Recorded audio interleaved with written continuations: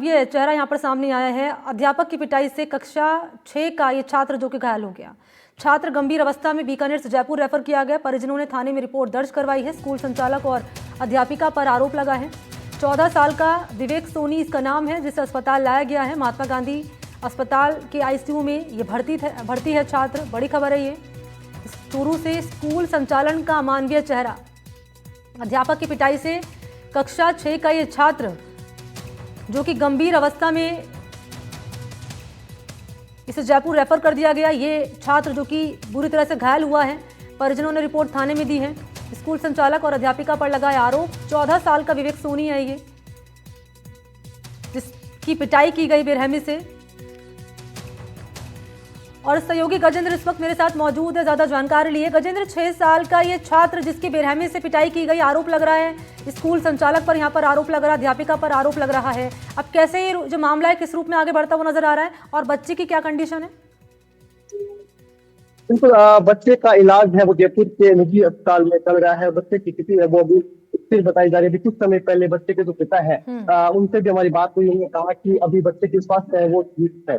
ये पूरा प्रकरण है वो टूट के जो काकल छोटी गांव के अंदर जो स्कूल है आदर्श विद्या मंदिर, उसका है। उस स्कूल में जो बच्चा विवेक वो 6ठी क्लास में पढ़ता था। वो बताया जा रहा है कि 30 अक्टूबर को बच्चे के साथ मारपीट की गई, उसको मुर्गा बनाया गया। उसके बाद बच्चे की तबीयत है वो बिगड़ गई। उसके बाद बच्चे को परिजन है वो अस्पताल लेकर पहुंचे और 6 दिनों तक बीकानेर में भी बच्चे का इलाज चला। उसके बाद उसे जयपुर रेफर कर दिया गया। अब बच्चे का इलाज है वो जयपुर चल रहा है। वहीं जो बच्चे की माता है राधा देवी, जो कि देसर निवासी है, उन्होंने जो सांडवा थाना है वहां पर मामला भी दर्ज करवा दिया गया है और पुलिस है वो इस पूरे प्रकरण की जांच है वो कर रही है। जो एसएचओ है सांडवा थाने के चौथ पर, उनसे भी हमारी बात हुई। उनका कहना है कि सीसीटीवी कैमरे के आधार पर भी जांच आगे बढ़ रही है। इसके अलावा जो छात्र थे उस कक्षा में क्या कुछ हुआ था, पूरे जो जांच है वो की जा रही है और जांच के आधार पर ही आगे की कार्रवाई है वो की जाएगी। हालांकि पुलिस अभी भी किसी भी प्रकार से कोई गिरफ्तारी करने से बच रही है, क्योंकि पुलिस पूरे प्रकरण को समझना चाहती है। हालांकि इस पूरे प्रकरण में हमने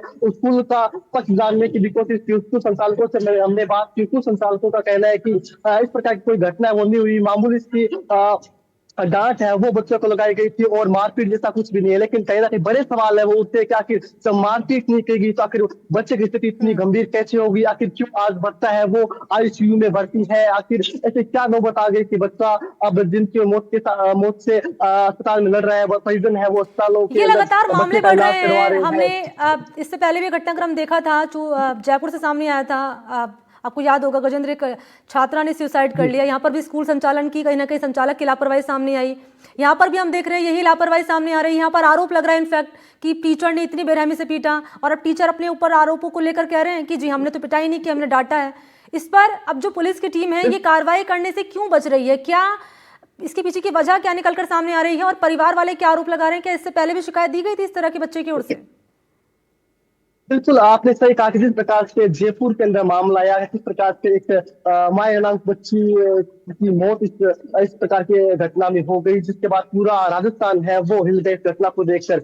चूरू की बात करें तो चूरू के ये काफी छोटी का मामला है। अब कहीं ना कहीं पुलिस को भी एक नजीर पेश करने की आवश्यकता है, या फिर जांच में जो सामने आता है उसके अगर स्कूल संचालकों की यदि इस प्रकार से यदि इनकी सामने आती है लापरवाही, तो कहीं ना कहीं बड़े एक उदाहरण हमें पेश करना होगा, ताकि इस प्रकार से जो नौ न्यायालय उसके ऊपर अच्छी प्रकार का जो इस प्रकार से घटनाएं आती है उन पर लगाम लगाई जाती है। क्योंकि काफी ये परेशान कर देने वाली घटना है कि बच्चा है वो बेरहमी से पिटाई होने के बाद, जैसा कि आरोप लगा रहे परिजन, उसके बाद से अस्पताल में भर्ती। इस प्रकार की घटना या फिर कब लगेगी, ये भी बड़ा सवाल है। और किस प्रकार से इस पूरे प्रकरण को शिक्षा विभाग है वो देख रहा है, ये भी देखना होगा। लेकिन कहीं ना कहीं जांच निष्पक्ष रूप से पूरे प्रकरण होनी चाहिए और दोषी है उनको बख्शा नहीं जाना चाहिए। यदि दोषी बख्शे जाएंगे तो इस प्रकार घटनाएं हैं वो आती रहेगी। कहीं ना कहीं प्रशासन को एक नजीर पेश करने की आवश्यकता है इस पूरे प्रकरण में। हालांकि पुलिस का कहना है कि हमारी ओर से जांच है वो की जा रही है और जांच के लिए यदि दोषी पाए जाते हैं तो निश्चित रूप से बड़ी कार्रवाई है वो पुलिस करेगी। लेकिन अब देखना होगा कि जांच किस दिशा में बढ़ रही है और जांच का परिणाम है वो कब तक आता है, कब तक बच्चे को न्याय मिलता है। आरोप अगर सही साबित होते हैं तो आरोपियों के खिलाफ सख्त एक्शन लेने की भी यहाँ पर जरूरत है। और अपडेट आपसे लेते रहेंगे इस कार्रवाई को लेकर। फिलहाल के लिए बहुत शुक्रिया आपका गजेंद्र। और अगली बड़ी खबर भीलवाड़ा से, पिता ने बेटे पर किया जानलेवा हमला। मामूली कहासुनी के बाद ये हमला किया गया। बेटे पर तलवार से यहां पर हमला किया गया। आपको जानकारी दें कि पिता जिसने अपने बेटे पर किया तलवार से जानलेवा हमला, मामूली कहासुनी के बाद हमले में बेटा जो कि घायल हो गया गंभीर रूप से, आसीन हॉस्पिटल से भीलवाड़ा बेटे को रेफर कर दिया गया।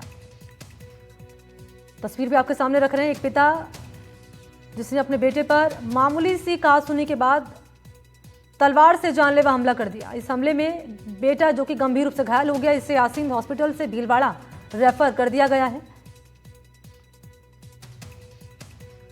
तो यहाँ सजेशंस दिए गए थे उस कमेटी के द्वारा, उनके जो पालना है वो की जा रही है। यहाँ पर ये जो पुलिसकर्मी है लगातार लोगों को समझाने की कोशिश करते हैं और ट्रैफिक निकाल रहे हैं, लेकिन लोगों की आदत बन चुकी है इस तरीके की, वो रॉन्ग साइड में आ रहे हैं। सर, आप लोगों की यहाँ पे स्पेशल ड्यूटी लगाई गई है जी। यहाँ पर रॉन्ग साइड में बहुत लोग आ रहे हैं, देख रहे हैं आप रोक रहे हैं, बिल्कुल बरसों से रॉन्ग साइड ही। तो ये तस्वीर भी आपके सामने रख रहे हैं, घायल बेटा जिसको अस्पताल लाया गया, उपचार उसका जारी है। तो आप यहाँ देखिए कि लोगों का पेशेंस लेवल कितना कम हो चुका है कि जरा सी बात पर एक दूसरे की जान लेने पर उतारू हो जाते हैं, एक दूसरे पर हमला कर देते हैं। यहाँ एक पिता जिसने मामूली सी कहासुनी के बाद अपने बेटे पर तलवार से जानलेवा हमला कर दिया। ये बेटा जो कि गंभीर रूप से घायल हो गया, आसीन हॉस्पिटल से भीलवाड़ा घायल को किया गया है रेफर, और जहां उसका उपचार जारी है। तो बड़ी खबर है ये भीलवाड़ा से।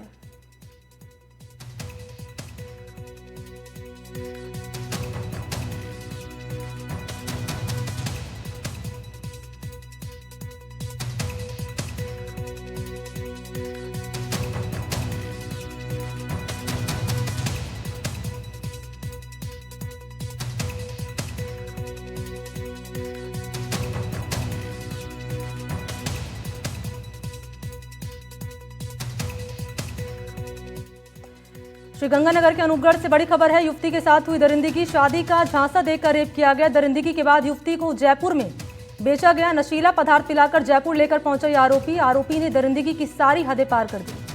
पीड़िता की प्यूबिक हड्डी तक टूटी। यहाँ पर खबर है श्रीगंगानगर के अनूपगढ़ से, जहां एक युवती के साथ शादी का झांसा देकर रेप और जयपुर में बेचने का पूरा मामला सामने आया। मामले की जांच डीएसपी कर रहे हैं, जिन्होंने बताया कि लड़की के परिजनों ने आरोप लगाया कि आरोपी बलराज ने युवती के साथ अनूपगढ़ के महाराजा गंगा सिंह दशहरा मेला ग्राउंड में अंधेरे का फायदा उठाकर खुले में दुष्कर्म किया। कल पुलिस थाना अनूपगढ़ जिला गंगानगर में एक एफआईआर रजिस्टर हुई है। पीड़िता के साथ में गैंगरेप का आरोप है। तो इसके पीड़िता के साथ में बलराज नाम का व्यक्ति है, और उसने और उसके परिवारजन और उसके रिश्तेदार उन लोगों ने सहयोग किया है साथ में। तो इसने बलराज ने पीड़िता के साथ में रेप किया अनूपगढ़ में होटल की तलाश की, होटल नहीं मिला तो पास में एक सार्वजनिक पार्क है दशहरा मैदान, उसमें रात्रि का वक्त देख के उसमें एक अंधेरी रात में कोने में उसको डरा धमका के उसके साथ बलात्कार करा। उसको पीड़िता को भगा के भी ले गया था, और बाद में इंफॉर्मेशन के आधार पर एमपीआर दर्ज हुई थी, और बाद में पुलिस थाना अनूपगढ़ में पीड़िता को रिकवर किया गया था। अभी ये पीड़िता की इंजरी भी लगी है, और इसकी पीड़िता की रिपोर्ट पर मुकदमा दर्ज हुआ है। आज मौके की कार्रवाई की गई है। इसमें एफएसएल को और एमओबी को मौके की कार्रवाई के लिए बुलाया गया, और अनुसंधान जारी है, कार्रवाई जारी है।